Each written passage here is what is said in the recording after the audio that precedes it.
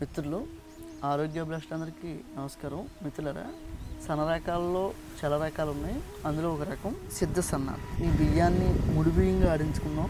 ఎక్కువ మంది మిత్రులు మనం అడగడం ముడి బియ్యంగా ఆడించుకోవడం జరిగింది.